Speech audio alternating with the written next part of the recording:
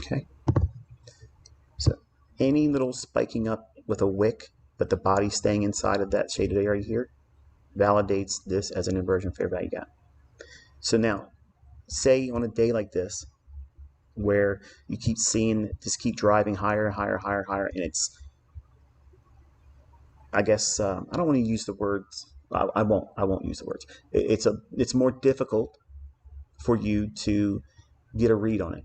You don't want to trust buying it because it's going higher and it's been going straight up from the open, but it's also had a big run at 8:30.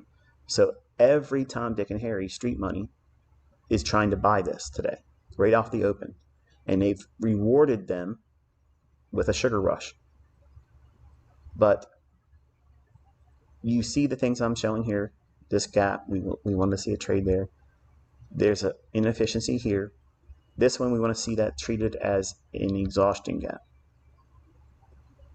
This one,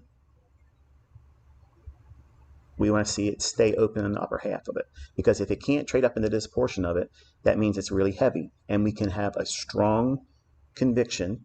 I would have a strong conviction about it potentially returning back to the 930 opening price and leaving that pink area up here unfilled. Okay, in other words, don't completely close it in. Can it go up there and close that in and still go lower? Yes. It's just a matter of, I prefer it not to do that. We've had 1, 2 little wicks above outside of this, but where the bodies are, inside of it, inside of that gap right there. We found our way through the midpoint of this gap, which is the discount wick. So halfway, let me get all these extra lines off. I'm sorry. I was running standard deviations on S&P last night, and I left them on. I apologize. So here's the consequent encroachment of that. I don't like the fact that we're bumping up again in here after making lower attempts to go lower.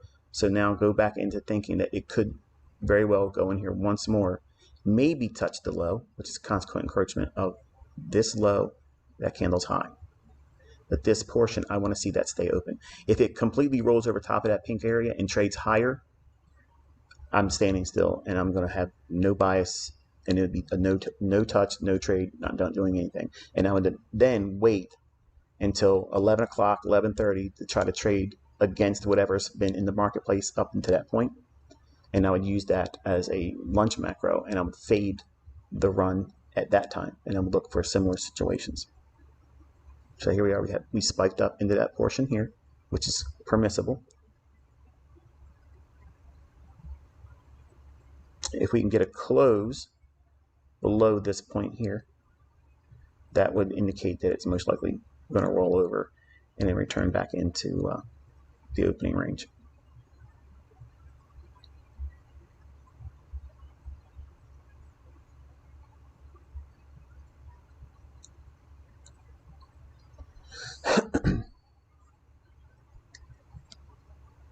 Having done this as long as I have, I'm very, very appreciative of having the patience that as a younger man I would not have had.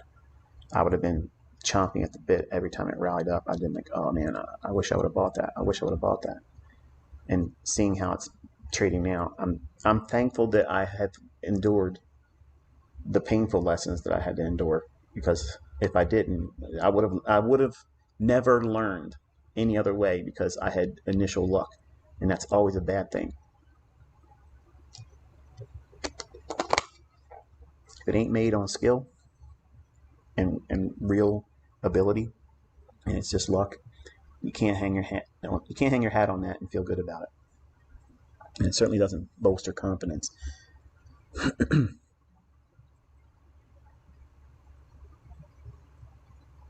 we got to touch the consequent encroachment, and again, I want to see this portion stay open. And if it trades through it and above it, my interest is over. I'm not doing anything with it. And if I have time, I may stream the afternoon in that event. No promises, but that would be something I might want to do.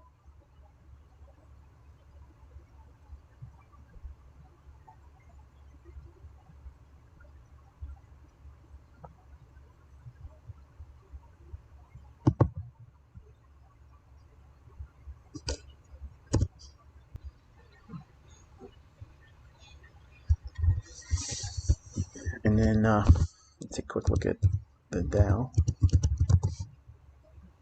No participation. So we have a mixed condition where we don't have all three averages agreeing. That's also something that if this would have been like the S&P, then it really would have been problematic to be a buyer for me. But I don't need all that.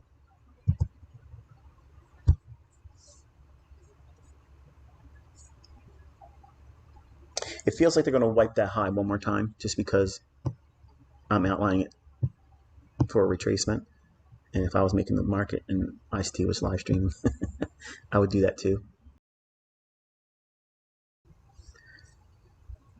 So anyone that's short here, they've been canceled out. So then now I can't stay with you because I got to escape now. But I would look for a reason for it to roll over and then it start to accelerate. And then I would treat this gap as an inversion pair value gap. And because of the range and the size of it, run the quadrants on it. So put your fib when that candle's low, that candle's high, and have all those levels in here. And we would start to see, once it gets down below it, we want to see the upper half of it left pretty much open, not try to trade to it too much. And all the work be done at the lower half or underneath it, and then send us below the consequent correction of that wicks midpoint, and then accelerate with large candles below here, trading back down into opening range gap high. And if it wants to accelerate through that into the afternoon here, and then liquidity there. And it can still go higher after that. Just know that that's what I would expect. And I think that's going to be it. Not all that terribly sexy today, but that's how it's going to be sometimes when you're trading your own money.